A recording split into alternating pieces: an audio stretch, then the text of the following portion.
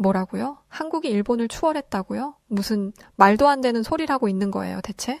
여기 각국의 경제연구소에서 일하는 분석가들이 한국이 일본을 앞섰다는 지표를 가지고 옥신각신 논쟁을 펼치고 있는데요. 과연 이들에겐 무슨 일이 있었던 걸까요? 안녕하세요. 저는 미국 대외경제정책연구소에서 근무하는 올리비아 스미스라고 합니다. 저희 미국은 다양한 국가들과 우호적인 관계를 맺고 있는데요. 최근 일본의 경제 상황이 문제가 있는 게 아닐까 싶을 정도로 모든 지표에서 내림세를 보여서 우리 경제정책연구소에서도 관심 있게 지켜보고 있죠.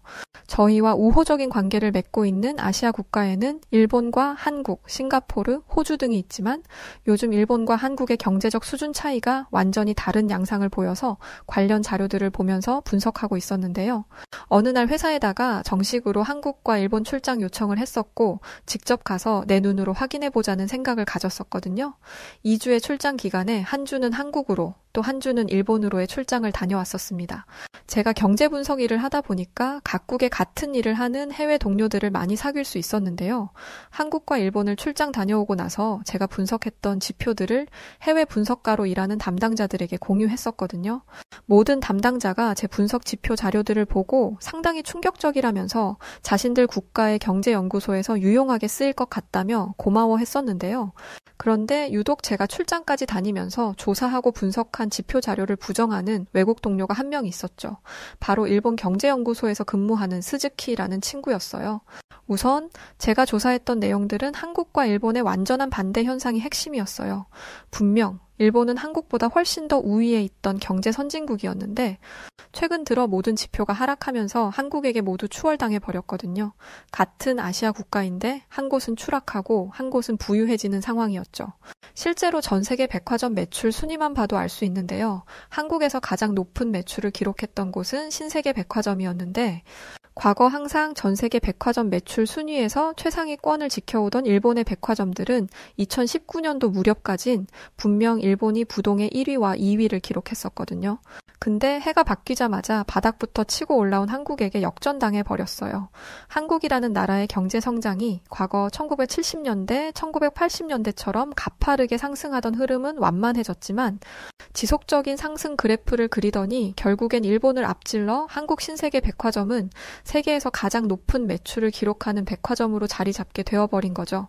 항상 최상위권에는 일본의 백화점이 독점하다시피 했었는데 2022년도 들어서서는 한국 백화점은 부동의 1위 자리를 고수했고 뒤이어 있는 백화점들도 일본 백화점이 아닌 한국 백화점들이 2위에 등극하면서 일본의 파란만장했던 과거가 사라져버렸으니까요. 이런 지표들을 보고 일본 경제연구소에서 근무하는 스즈키 양은 노발대발하면서 완전히 잘못된 자료들이라며 부정하더라고요. 자신이 조사한 자료에 따르면 일본이 압도적으로 한국을 능가하고 있고 한국이 일본의 수준까지 따라오려면 앞으로 10년 이상이 걸릴 거라면서 저에게 제대로 조사한 게 맞냐면서 성질을 어찌나 부리는지 귀가 아파서 혼났습니다. 그러면서 당장 일본으로 오라고 하더라고요. 일본의 진짜 모습들을 보여주겠다면서 말이죠.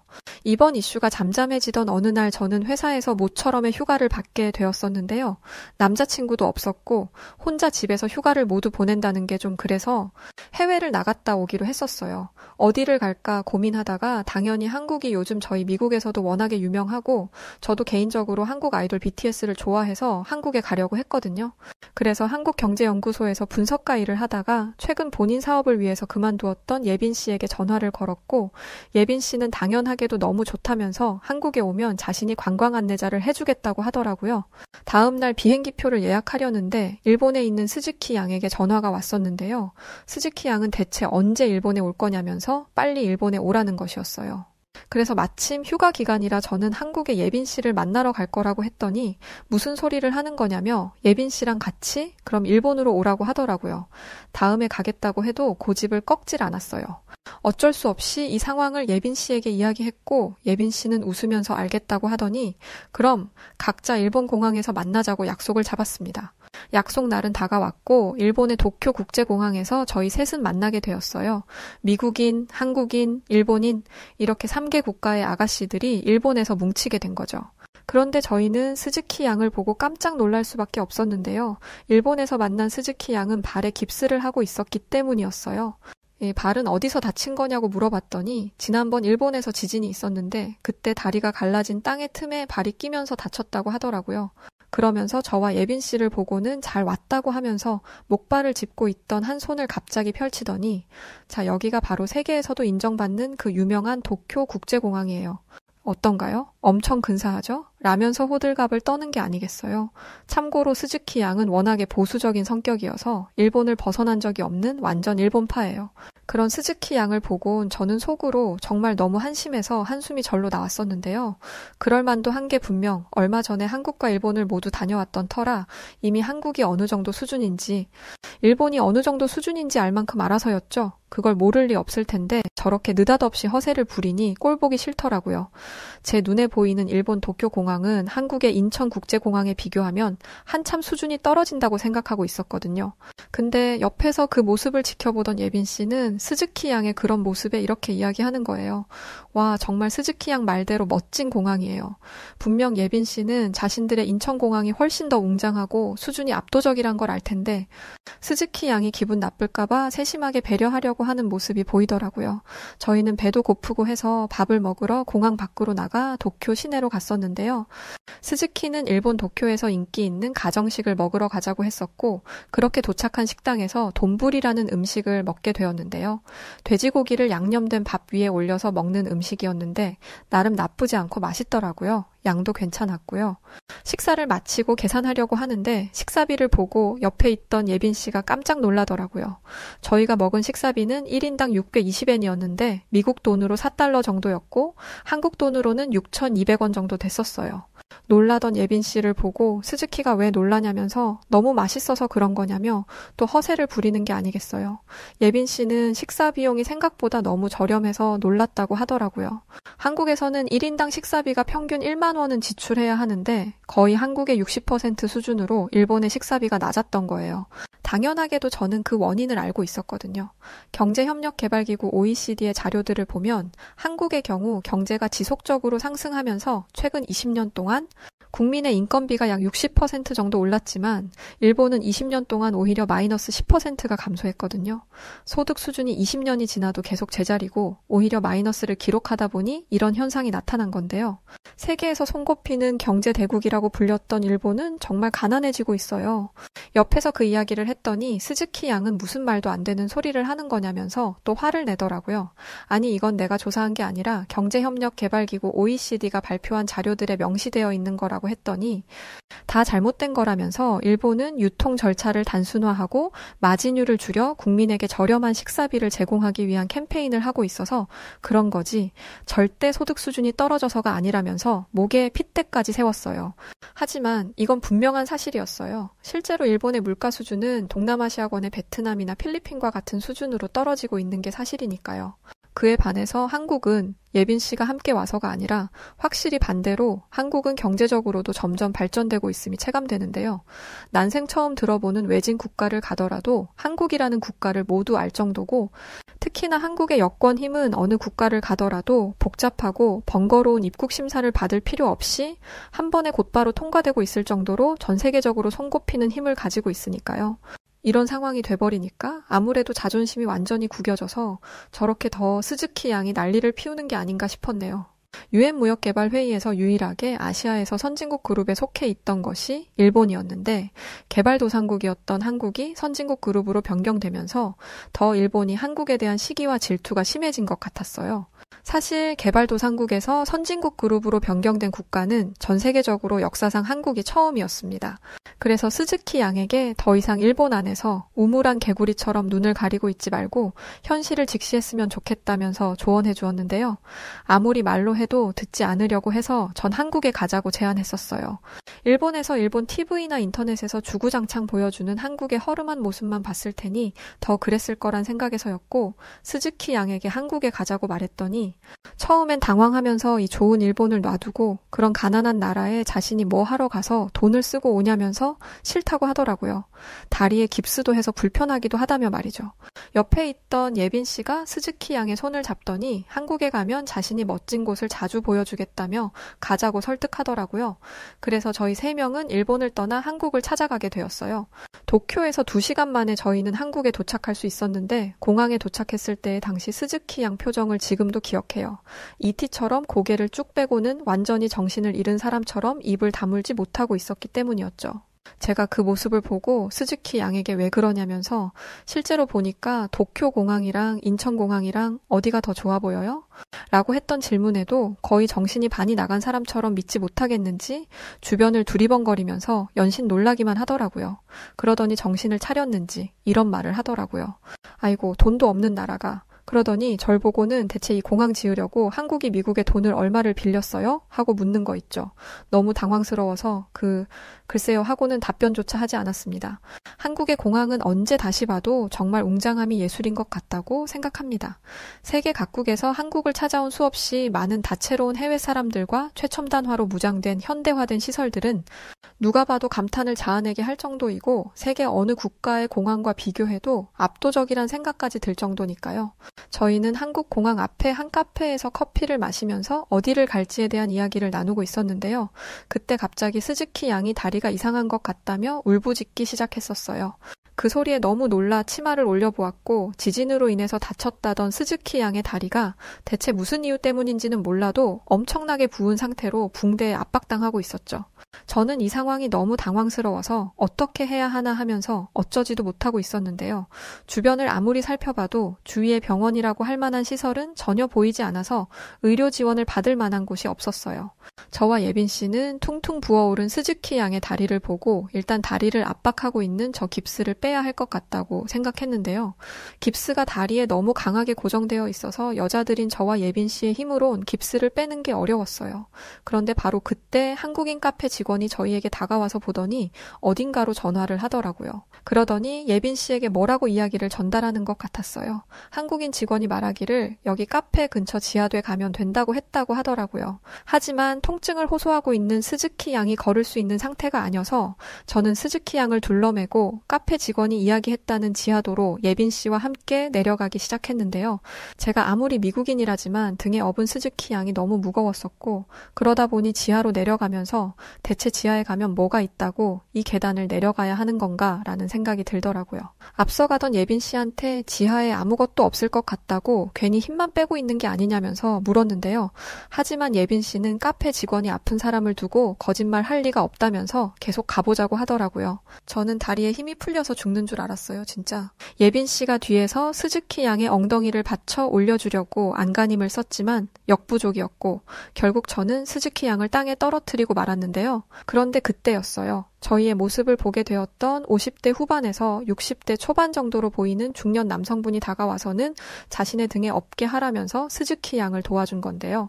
그 모습이 얼마나 친절하고 감사했던지 한국에서 웬 영웅이 갑자기 등장한 줄 알았다니까요. 그렇게 한국인 중년분의 도움을 받아서 가게 되었는데 정말 충격적으로도 저희가 도착한 곳에는 지하철역으로 들어가는 입구에 외국인들도 진료받을 수 있는 긴급병원이라고 적힌 자동문이 보였기 때문이었어요. 각국의 경제를 분석했던 저도 이건 처음 봤던 거라 굉장히 신선한 충격이었어요. 지하철 긴급병원으로 저희는 들어가서 스즈키 양의 여권을 간호사로 보이는 직원에게 보여주고는 치료를 부탁했습니다. 저희를 도와줬던 한국인 중년 남성분은 조심히 잘 치료하시고 좋은 여행 하라고 하시고는 홀연히 사라지셨는데요. 자신의 시간까지 투자해가면서 위급한 사람을 아무 거리낌 없이 도와주려고 했던 한국인들의 성숙한 의식에 존경하는 마음마저 들더라고요. 시간이 얼마 지나서 치료를 도와주었던 병원 의사분이 저희에게 다가와서는 아무래도 일본의 병원에서 잘못된 깁스 방법으로 혈액순환에 문제가 생겼던 단순한 증상이었으니까 너무 큰 걱정하지 말라는 말씀을 해주셨습니다. 정말 신세계를 경험한 기분이었죠. 그때 예빈 씨가 옆에서 말하더라고요. 자신도 이걸 알고는 있었는데 너무 다급한 상황이 되니까 잊고 있었다면서 원래 한국은 외국인들의 유동인구가 많은 지하철 몇몇 곳에는 이처럼 지하 긴급병원이 건설 연결되어 있다는 도저히 믿지 못할 이야기를 해주더라고요. 제가 아무래도 한국에 대한 분석을 잘못한 게 아닌가 싶었어요. 한국이 일본을 넘어서면서 경제 발전이 꾸준하게 진행되고 있음을 인지는 하고 있었지만 정말 이 정도일 거라고는 생각도 못했었거든요. 그러면서도 다리를 다쳐 일본의 한 병원에서 깁스했던 스즈키 양은 일본인 의사의 실수로 잘못된 방법에 깁스를 하고 있었는데 경제 하락을 넘어서 이제는 의료 수준까지 떨어질 대로 떨어져 버린 일본이구나 싶더라고요. 얼마 지나 다행스럽게도 스즈키 양은 한국의 지하철 병원에서 근무하던 한국인 의사분의 긴급 처치를 받아서 올바른 방법으로 다리 깁스를 다시 할 수 있었어요. 스즈키 양도 통증이 사라지자 이제야 한시름 놓았는지 아리가또를 외치면서 고맙다 연신 인사하더라고요. 그러고는 저희를 보면서 한국의 이러한 시스템에 놀랐는지 이런 시스템은 참 좋은 것 같네. 이건 인정할게 예빈씨 하면서 농담을 건네더라고요. 그 소리에 예빈씨는 고맙다고 하고는 웃기만 했는데 한국인도 아닌 미국인인 제가 다 스즈키 양이 얄밉더라고요. 주둥이는 살아서 끝까지 말을 저런 식으로 할까 싶었거든요. 저희는 이후 예빈씨의 안내로 홍대라는 곳을 가게 되었는데요. 예빈씨 말로는 홍대는 대학생과 예술, 문화, 엔터테인먼트 분야에 관심이 있는 사람들 사이에서 매우 인기 있는 장소이고 홍대 주변에는 다양한 예술, 문화 공간들이 있다고 하더라고요. 그래서 외국인들도 한국에 관광하러 오면 꼭 오는 곳이라는 말도 했었죠. 실제로 도착한 홍대에는 예술 전시관, 작은 갤러리, 독립영화관 등이 있었는데요. 다양한 예술 작품을 감상할 수 있는 공간들이 많이 있었고 야외에도 다양한 공연이 열리는 공연장과 클럽도 많아 음악, 연극, 댄스 등의 다양한 문화 경험할 수 있는 곳이었어요. 그런데 홍대에 도착하고 그렇게 말을 많이 하던 스즈키 양이 입을 다물고 뭔가 쭈뼛거리는 듯한 모습을 보였는데요. 스즈키 양 왜 그래요? 어디 불편한 거라도 있어요? 다리가 다시 아파요? 라고 물어보니까 스즈키 양은 주눅이 잔뜩 든 채로 아니 원래 한국인들이 이렇게 키가 큰 건지 물어보더라고요. 근데 실제로 스즈키 양 입장에서 그럴 수 있겠다는 생각도 들긴 했어요. 왜냐면 일본에서 남자 키가 170cm만 넘어도 보통이거나 큰 편에 속했고 여자들도 150cm에서 160cm 이하 정도였으니까요. 그런데 한국 홍대를 지나다니는 한국인 남자들과 여자들은 체격도 컸고 키들도 쭉쭉 빵빵하였죠. 외모나 스타일도 어찌나 깔끔한지 모델만 사는 나라 같다는 생각이 저도 들 정도였어요. 실제로 예빈 씨도 여잔데 키가 168cm라고 했으니까요. 일본에서는 거의 남자 키에 해당하는 키였죠. 홍대를 걸어 다니며 여기저기 구경하고 있을 무렵에 스즈키 양은 가던 걸음을 멈추고 분노에 찬 표정을 하면서 어딘가를 가리키며 소리를 질러대기 시작했었는데요. 저희는 그런 스즈키 양의 모습에 너무 놀라 대체 아까부터 왜 그러는 거냐며 스즈키 양을 바라봤는데 스즈키 양이 가리키는 곳에는 20대 초반으로 보이는 일본 관광객들이 있었어요. 일본인 여성들은 한국에 인기 있는 교복 대여 전문점에서 한국 고등학생들의 교복을 입고는 사진을 찍으며 놀고 있었는데요. 막상 그렇게 일본인 젊은 여성 관광객들을 보고 나서 보니까 홍대 주변에 한국을 찾아온 일본인 MZ세대 관광객들이 엄청 많이 있는 거예요. 한국의 화장품 가게부터 한국의 펜시점, 한국의 의류 전문점 등등 곳곳에 일본 MZ세대들이 있었고 스즈키 양이 크게 분노했던 것 중에 하나는 홍대의 길거리 좌식 점포에서 즉석에서 한국인 이름을 지어주는 장명소가 있었는데 일본 MZ세대들이 그 장명소에 줄지어 서서는 한국인 이름을 만들고 있는 모습 때문이었어요. 그 모습에 스즈키 양은 나라가 잘못돼도 한참 잘못됐다면서 그 자리에서 눈물까지 보이더라고요. 스즈키 양을 진정시키기 위해서 근처 카페에 들어가 앉아 달래주었는데요. 스즈키 양은 일본인들은 원래 일본 이름에 대해 상당한 자부심들을 느끼고 있다고 하더라고요. 일본에서 이름이란 역사와 문화의 한 일부로 여기고 있고 자신의 이름을 통해서 일본인으로서의 정체성과 소속감을 느끼기까지 한다고 했었는데요. 그렇게 일본인의 일본 이름이 개인적인, 문화적인, 사회적인 큰 의미를 담고 있는 아주 중요한 요소인데 다른 나라도 아닌 우리 일본보다 한참 뒤떨어지던 한국에 와서 한국 이름을 장명하고 있는 모습에 큰 충격을 받았다고 하더라고요. 그 모습에 예빈 씨가 떨고 있는 스즈키 양의 손을 꼭 잡아주더니 다른 사람들은 잘 몰라도 적어도 자신은 스즈키 양이 일본인이라고 해도 좋다면서 위로해주더라고요. 예빈 씨의 그 말에 스즈키 양은 눈물을 펑펑 쏟기 시작했었어요. 카페가 떠나가라 큰 소리로 울고 있는 스즈키를 보고는 저는 솔직히 너무 창피해서 그만 울라면서 스탑! 스탑을 외쳤는데 그때 스즈키 양이 울음을 멈추더니 반대로 예빈 씨의 손을 꼭 잡는 게 아니겠어요? 그러더니 사실 한국이 일본을 앞지른 사실에 대해서 이미 오래전부터 알고 있었다고 털어놓더라고요. 하지만 한국을 혐오하는 부모님 성향이 강해서 그런 환경에서 자라다 보니 자신도 모르게 한국을 깎아내리는 게 습관처럼 나왔었고, 실제로 일본은 어린 학생들에게 왜곡된 역사에 관해 가르치고 한국을 깎아내리는 이야기들을 만들어 지속해 주입한다고 했는데요. 하지만 요즘 일본은 젊은 MZ세대들이 넷플릭스나 다양한 온라인 콘텐츠와 인터넷 문화의 발달로 인해서 진실을 일본의 어른들이 만들어 놓은 교육 자료가 아닌 온라인 콘텐츠를 보고 사실을 기반한 내용들을 습득하다 보니 예전처럼 한국을 혐오하거나 하는 풍토 자체가 일본 MZ세대에게서는 찾아보기 힘들다고 하더라고요. 그러면서 지금 카페 밖으로 보이는 저 많은 일본 MZ세대들이 그것을 반증하는 거라면서 말이죠. 그날 이후로 각자의 나라로 돌아갔는데요. 이번 일본과 한국 여행에서 여행 그 이상의 뜻깊었던 일을 하게 된 것 같아서 뿌듯하더라고요. 지금 스즈키 양은 예전엔 그렇게 경제 분석 지표들을 부정했던 모습은 모두 사라지고 오히려 스즈키 양 스스로가 현실을 반영한 참된 지표들을 만들고 공유하고 있을 정도니까 정말 괜찮은 여행이 아니었나 싶어요. 자, 오늘은 각국의 경제연구소에서 근무하던 예빈 양과 스즈키 양, 그리고 사연을 보내주신 올리비아 스미스 양의 한국과 일본을 여행했던 사연이었습니다. 오늘 사연 어떻게 들으셨나요? 오늘의 사연이 마음에 드셨다면 구독과 좋아요 눌러주시고요. 구독과 좋아요는 해외 다양한 감동적인 사연들을 소개해드릴 수 있는 힘이 됩니다. 그럼 지금까지 여우튜브의 송은지였고요. 끝까지 시청해주신 모든 분들 감사합니다.